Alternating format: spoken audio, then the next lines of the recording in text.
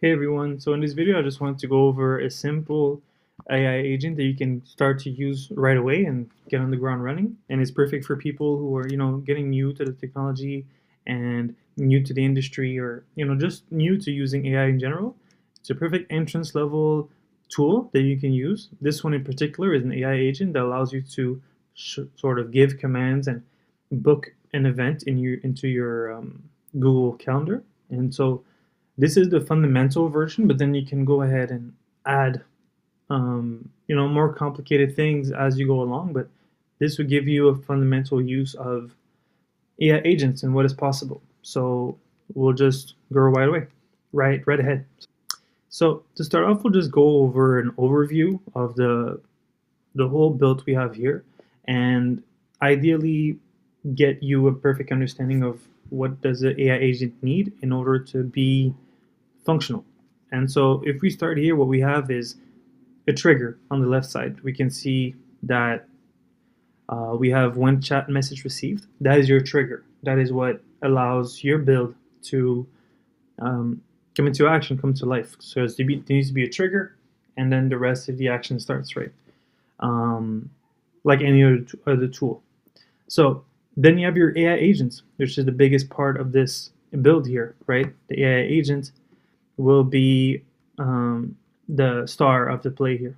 And in this case, um, every AI agent will need three things. It's going to need a memory, a tool, and a chat model. The chat model, you can look at it as the motor. Okay. The memory is just like a computer who has a RAM, right? And it can be a short-term memory or long-term memory. Like the idea is that it's something that it can refer to in order to answer inquiries. And then the third thing is a tool. The tool are, like the name says, things that are into his arsenal of different options he has in order to service the inquiry that was sent by the trigger, right? In this case, what we can see is that the model we have here, we have chosen, for example, uh, OpenAI, which, as you know by now, or at least as you're going to get familiar with, there are different variations or things that you can use. You can use OpenAI, you can use Claude, you can use DeepSeek.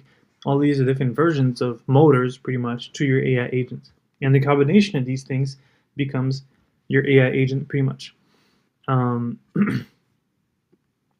as far as the AI agents go, the tools that we have here, for example, are going to be to create an event. In this case, it's pretty simple, right? The only thing that we want this robot to do is to be able to add an event to our Google Calendar, right? Now, in memory, we didn't add any here because it wasn't necessary in this case, and that's pretty much all we have and all we need for this build here. Now, for this build, I think that the best way to do this tutorial was to give you the overview and to leave it in place and to break it down so that when you come to repeat it, you can have an idea of the bigger picture to then be able to repeat it yourself.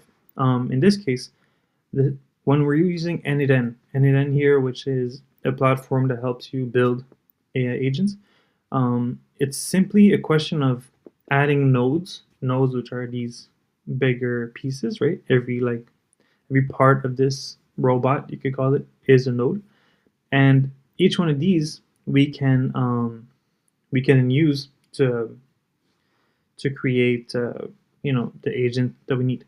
How it works is we just click the plus button here, and we add. For example, here, if I wanted to add an AI agent, I could add OpenAI, and I click create an assistant, and then this would pop up, and this would be how I edit my node. And if we go back to the bigger picture, we can see here that it created the node that like it asked, and it added this arrow which shows you the progression of your sequence, you could call it, and allows you to edit it. And also it gives you a mental frame as to how is this going to work. And then if there's ever any issues or you're not happy with the outcome of your robot, your AI agents, you could, edit it based on your understanding of the flow of your sequence that you've built. So now we can just go ahead and delete this, right? Because this was just a demonstration. So this is what we did. At first, we started with the trigger. Then to add the trigger, you could click anywhere. You click add node, for example, right? And you could do, for example, action app. See the screen that shows up here allows you to choose the different nodes that you have. In this case, you can ask, for example, you could just search, see add another trigger. This is where you triggers, this is where you find them. So on chat message, on running evaluation, on form submission, on webhook call, all of these are different options that you have as to how to pick this trigger of yours. A lot of times you could see something such as a webhook. This is a popular option that we can see often in builds. On a schedule, which means like, at a certain time every day, this would happen. For example, let's say you wanted your AI agent to check your emails. Well, you would run it with something like that on a schedule, right? Sorry. So in this case, we chose when chat message arrived. Now, when this node opens, there's nothing much to it. It's pretty simple. When the message arrives, it is treated by the AI agent, and it applies pretty much. To the AI agent, we already showed you how to open this node. If you click into it, what we can see is this, right? Basically, when you first open this node, what you're going to see is something like this. You can click here, for example, AI agent, just tools, boom. It would show something like this. See, there's not much here, right? What you saw on the previous page showed something like this: system message. This is a system, pretty much a prompt that you give to your AI agent here, and it will take this information that you put into account whenever it receives a message. And so this is what you need to keep in mind when it comes to building this any agents, right? So even though you have your motor, which is your AI model, you still have your central piece, what connects everything together, which is your AI agent, and this you have to take that into account. So whether it's to put a prompt, a system message, some valuable information, all of that is something that you could add into this system message here. Now, if I delete this here, right, and I go back to the one that we have, we can see that I didn't change anything at the top here. All I did was I added this system message. And all this one says is that extracted time requested by the user in reference to the current time, which is now.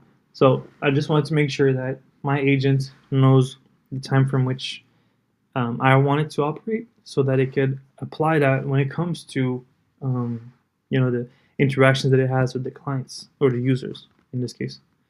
And that's pretty much it. Nothing else was changed as far as this node. So if you move forward, we can go to when it came to the chat model, right? All we did was a plus on this. See, if I remove this, all I did was click the plus, and then we chose OpenAI. You can choose whatever one that you want. In this case, we chose OpenAI chat model.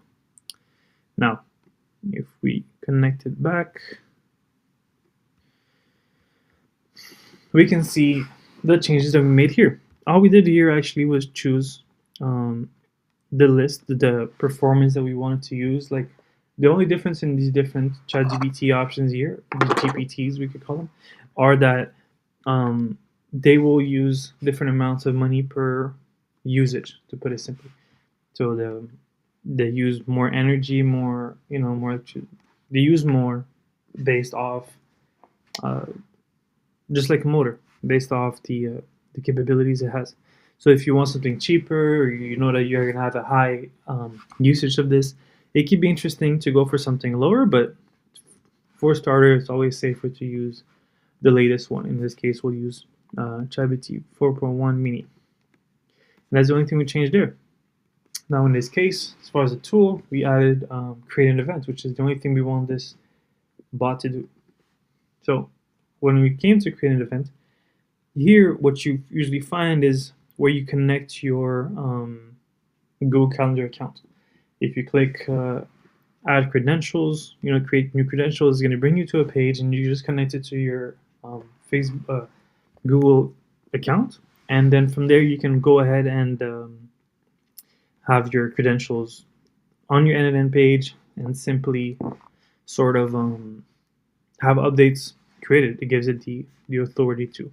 And for the rest here, nothing was changed except for calendar, where you want to make sure that you have your own email here showing up in the right calendar, pretty much.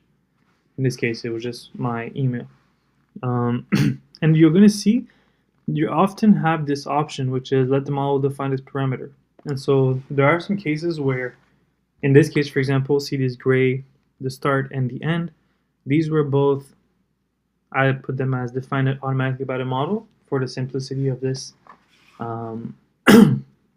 of this tool. But what start and end mean refers to the start and end of the event that you're going to create into your calendar. And so in this case, my users would, for example, refer to a meeting.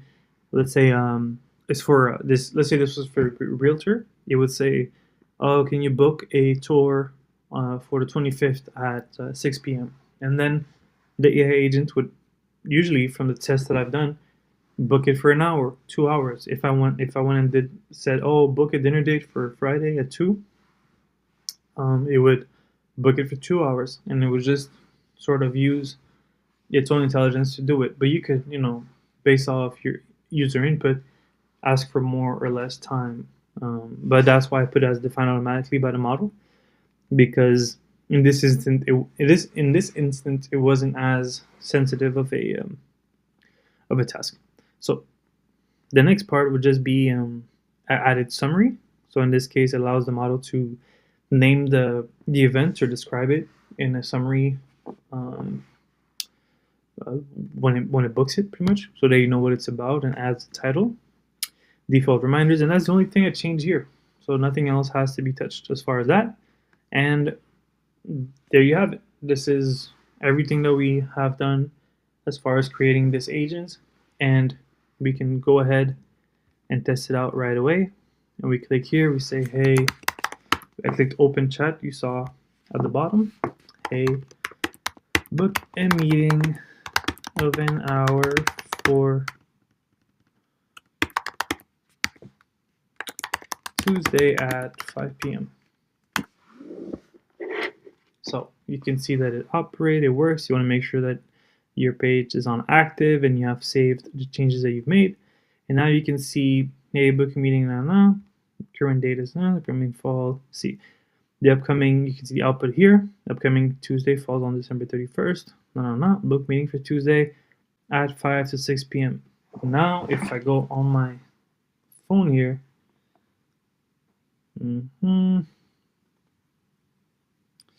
Google Calendar,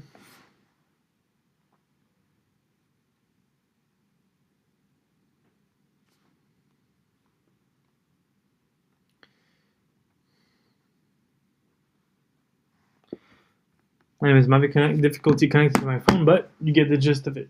The output was what we have asked for. So Google Calendar.